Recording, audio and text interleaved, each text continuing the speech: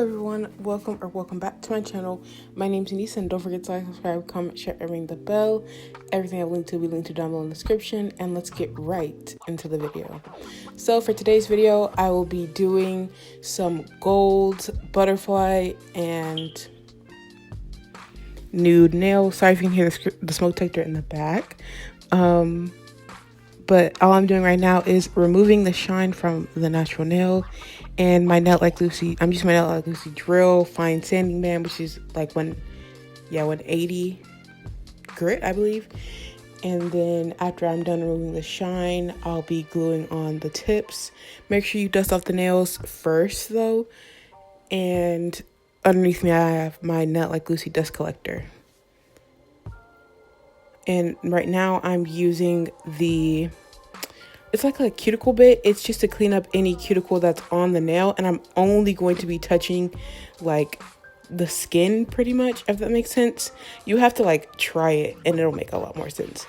But after I'm done going in one direction, I'll turn my drill in reverse, like I'll flip it in reverse. And then I'll go with the other side because it's a lot easier to get that side clean. And there I just brushed it off. Now I'm using Young Nails Swipe to actually dehydrate and cleanse the nails just before I glue on the tips. But that step is optional. The Young Nails Swipe and the cuticle bit is optional. You don't always have to use it, but I really do recommend removing the shine from the natural nail.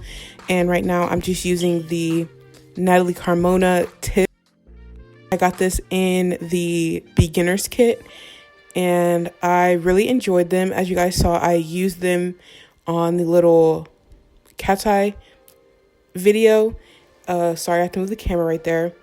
But also, sorry, I have all these Halloween videos and I don't think I got a single one up.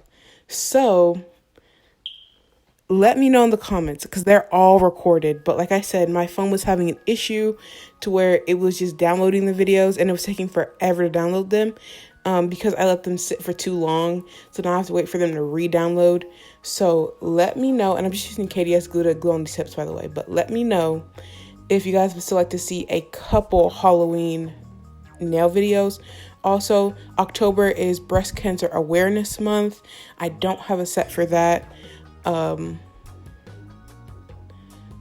But now I'm going in and removing the little hump where the natural nail and the tip meet, and I'm using the the Natalie Carmona tip cutters and just cutting the nails off. You can get these from Amazon, and the one I have from Amazon works a little bit better than these. I feel like these are kind of broken because I tried to use them today and it didn't cut for whatever reason. Like it just semi-cut and then it wouldn't extend anymore. So I don't know. But now I'm using the Get Nail 32 80 grit hand file, and I'm just kind of redefining the shape and making sure none of the tip is on the skin, like the little wing part that sticks out sometimes.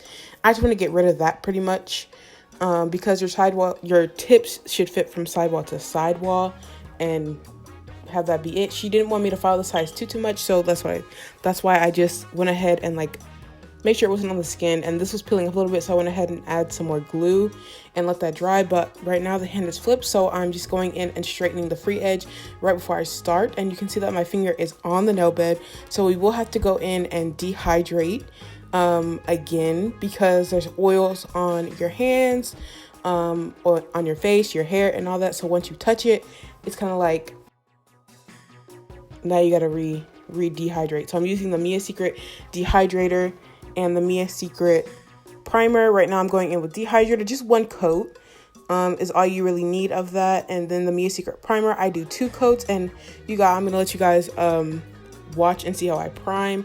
But I do one hand at a time. So left hand and then right hand.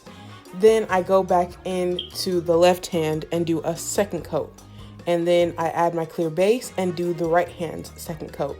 So I'm gonna let you guys watch.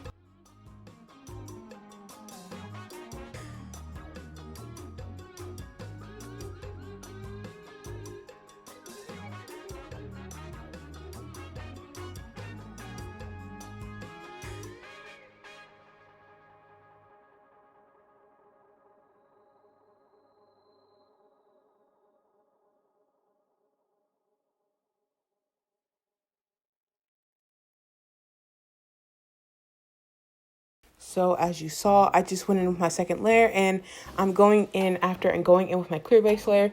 Even though that this is a cover powder, I do it anyways when you really do not have to. If it's cover powder, it should be fine. But this one, it had glitter in it, and it's like big glitter.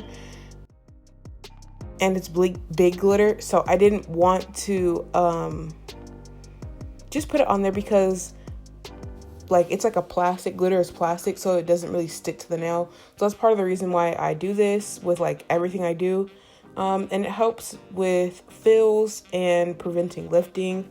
So that's why I do this. And it's a very thin layer. You want to get a good balance. And this will also help blend in that tip. So it'll make it even easier to apply your acrylic. Some people don't do it, but I do. And I'm going in with the second coat on the other hand. And then I'll go in with the clear base layer.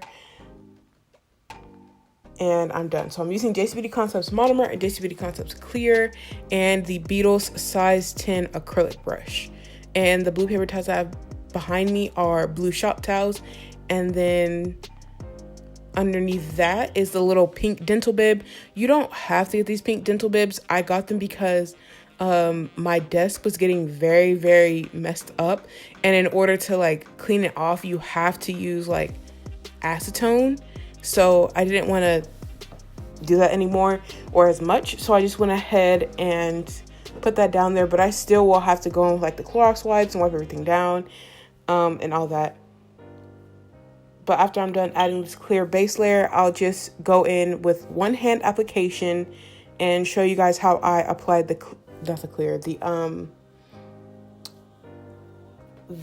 nude acrylic. And we had a different intention, like a different plan for this set.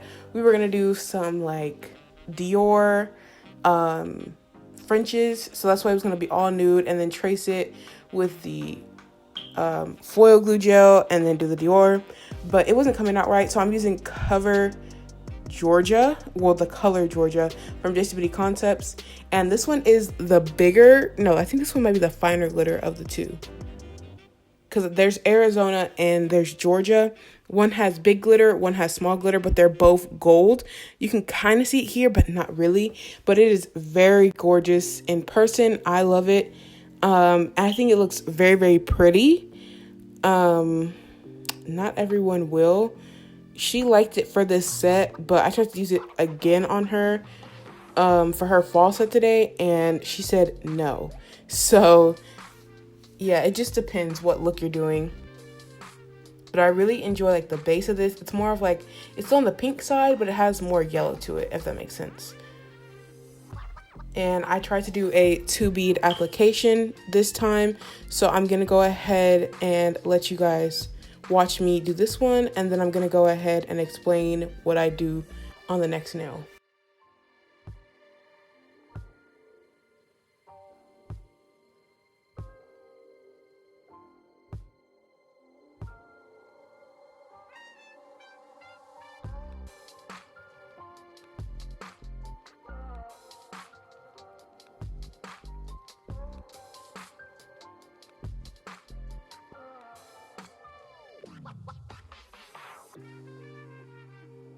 So I give her nail to her, like her hand to her, so she can check, because right now it's still wet, so I could really just like scrape it off and it'll be fine. And of course that clear base layer is there, so it'll be fine. So I start by putting my first bead where the tip and the natural nail meet, just like a little bit more on the natural nail technique, so where the stress area would be, because I want to build up that apex, because I will not be encapsulating. I want to try something out, and it worked pretty well. This did come out very, very cute. And with the second bead, I'm just going in and making sure that cuticle area is very good. So I put it a little bit in front of the cuticle area and then push it back and make sure it's nice and flush. And then I go ahead and blend it out. And it gives me a very good apex and a very good thickness at the tip. Of course, if I need more acrylic, I will add it. Just because you're doing 2 beads, 3 beads, 4 beads, that doesn't mean you only have to go in with that set amount. Just go in with how many ever you need in order to get a correctly structured nail. As you see, I went in with another bead because I didn't like that I think there was like a little dip in the nail, because I looked at it from the side. You want to look at your nails from every single angle you possibly can. And that'll help you get your proper structure. So I'm just gonna let you guys watch these last 3 nails.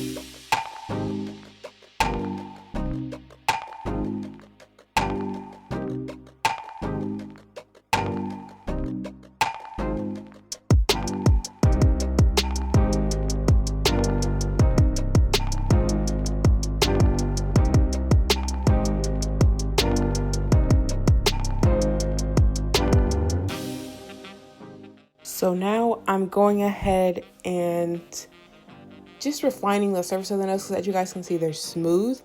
And I'm going to go ahead and seal around the cuticle area, which means making sure there's no acrylic on the skin and making sure it's nice and flush. So there's like a clear gap you can see, but it's kind of like you have to look closely. It doesn't look like you need to feel, if that makes sense.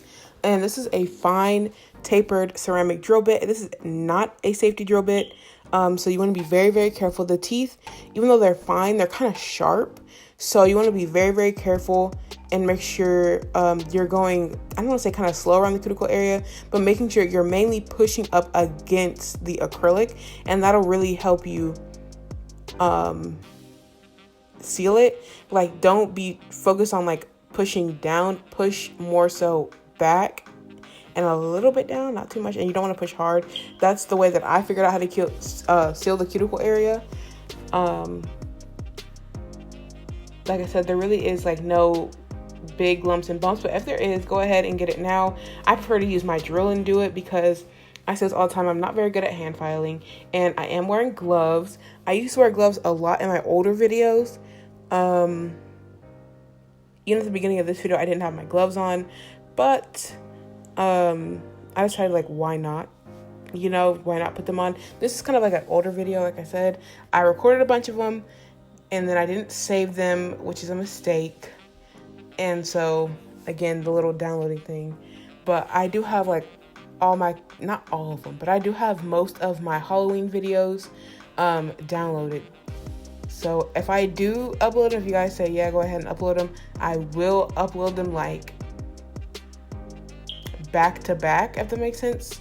So like one a day or maybe two in a day. It just depends on how fast I can get it edited up, voiceover, maybe text. It just really depends. And I'm pretty sure I do go in with the sanding band after, but here, I don't know why I did this because I do go back in with the drill. But I'm going in and just kind of crispening up the shape and reshaping the nails. They're supposed to be tapered square, so I'm going ahead and doing that right here. And you want to make sure that you leave no acrylic on the skin. Sometimes the acrylic can go like underneath and form like a little point. And you want to just make sure you remove that. And I was doing my finger like underneath while I was applying the acrylic because it was going underneath a little bit when I was patting it down there. So I just went ahead and removed it while it was there, because if you let it dry, you'll have to go in with the bit. I'm pretty sure I did go in with the bit anyways, maybe. But yes, it's very important when you're doing tapered square to keep your file 100% straight. Don't taper it in at all. Just do 100% straight. And it'll get you a nice tapered square. I know some people call it like skinny square, but I call it tapered square because it is tapered in a little bit. But it's still technically a square shape. It's just not as wide as a square. I went ahead and used my file right there just to see, you know, it's my sister, so I like to practice on her. I want to see what it would be like to just go in with my hand file and smooth it out.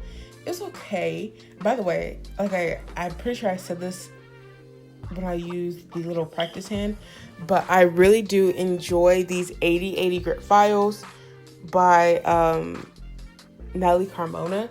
They just work so well. Like they're very, very good. They remind me of my my Amazon ones from Carlash.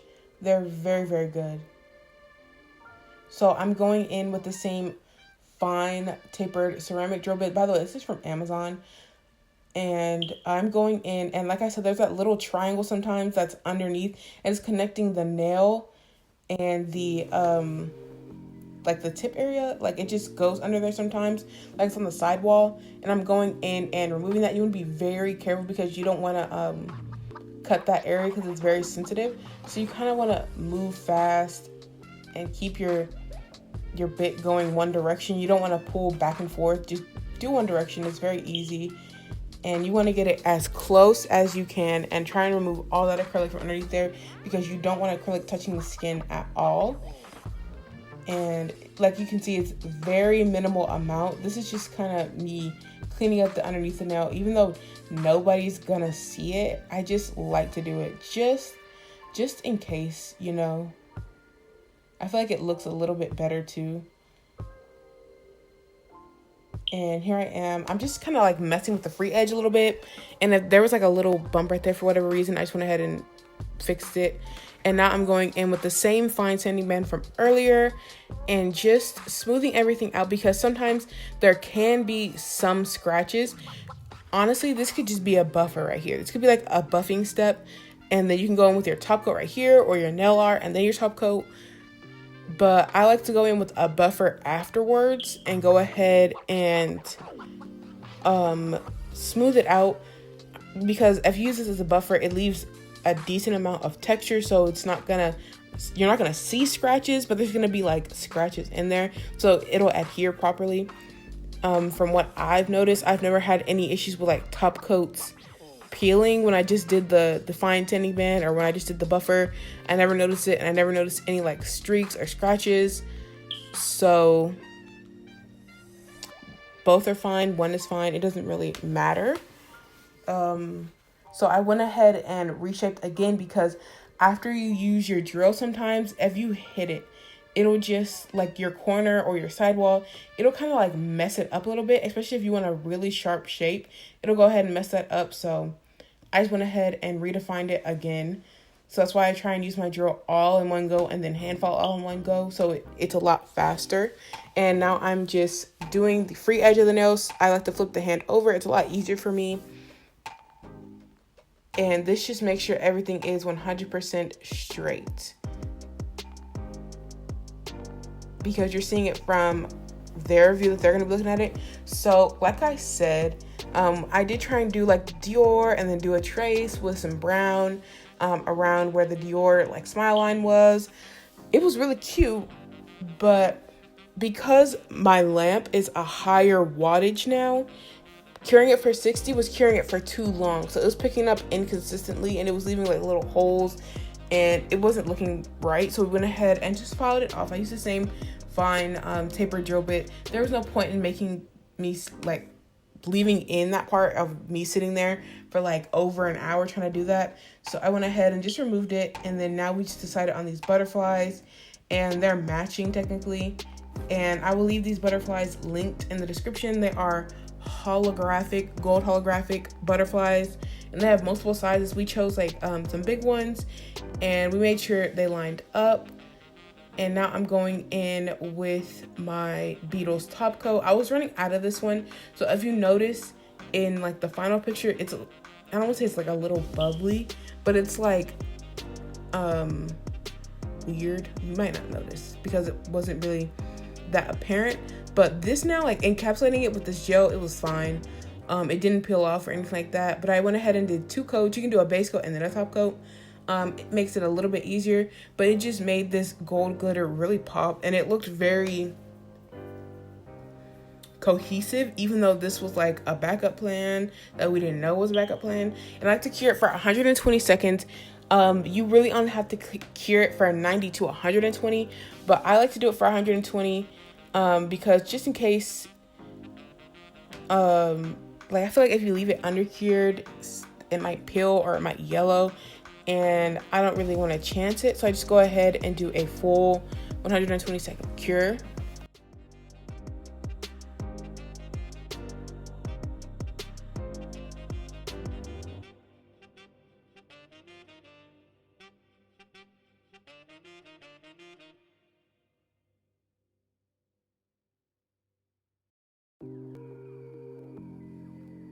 So after I get done applying the top coat for another layer, something I do a little bit more, just in case it missed, because I was running out of top coat. That was part of the issue why it looked a little wonky.